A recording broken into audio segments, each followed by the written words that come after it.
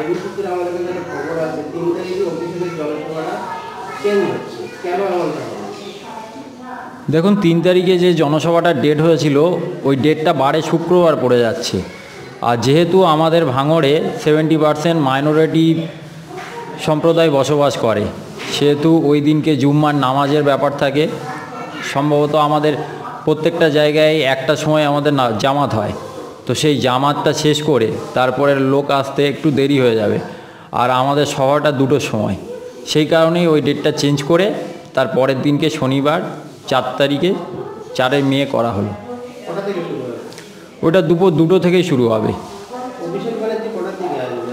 Abhishek Bandyopadhyay just 3টের সময় ঢুকবেন, কারণ অলরেডি আইবি সিকিউরিটি থেকে এসে এখানে হেলিপ্যাডের জন্য মাঠ পরীক্ষা নিরীক্ষা করে গেছে। এবং উনি সম্ভবত আমার যতটা জানা আমাদের ভাঙড়ের জনসভা করার পরে ওই দিনকে আবার কুলতলিতেও একটা জনসভা আছে। দেখেন, ভাঙড়ে তো জনসভা আমরা লক্ষাধিক লোকের অ্যারেঞ্জমেন্ট করার জন্য চিন্তাভাবনা নিয়েছি, কারণ এখানে শুধু ভাঙড় বিধানসভা না, আমাদের দক্ষিণ 24 পরগনা জেলা তৃণমূল যুব কংগ্রেসের সভাপতি, পাশেরই বিধানসভা ক্যানিং পূর্ব বিধানসভার বিধায়ক। সেই হিসাবে উনি পুরো ফুল ফেজে ক্যানিং পূর্ব বিধানসভা থেকে যতটা লোকজন নিয়ে আসার উনি দায়িত্ব নিয়ে আসবেন। এবং ভাঙড়ে আমরা যে সকল নেতৃত্বরা আছি, ভাঙড়ে প্রত্যেকে অল আউটভাবে ঝাঁপিয়ে পড়েছে। প্রত্যেকটা বুথ স্তরে আমাদের ইতিমধ্যে সাংগঠনিকভাবে আমাদের প্রস্তুতি সভা হচ্ছে এবং ব্লক পর্যায়ে প্রস্তুতি সভা কিছুদিন আগেও হয়ে গেছে, আপনারা দেখেছেন।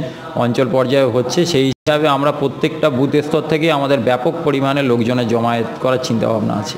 যেহেতু এটা গরমের সময়, সাধারণ মানুষের জন্য কি পানীয় জলের ব্যবস্থা? হ্যাঁ, অবশ্যই। আমরা গরমের সময় বলে অলরেডি আমাদের অভিষেক বন্দ্যোপাধ্যায়ের নির্দেশ, সর্বভারতীয় তৃণমূল যুব কংগ্রেসের সভাপতি, সেই হিসাবে আমরা এখানে একটা শেডের ব্যবস্থাও করছি। ওপরটা পুরোপুরি ছাউনি হবে, যেহেতু মেলা ময়দানটা পুরো ফাঁকা।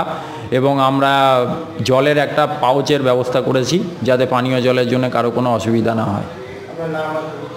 আমি কাশেফুল করুব খান, ভাঙড় 2 নম্বর ব্লক তৃণমূল যুব কংগ্রেসের সভাপতি।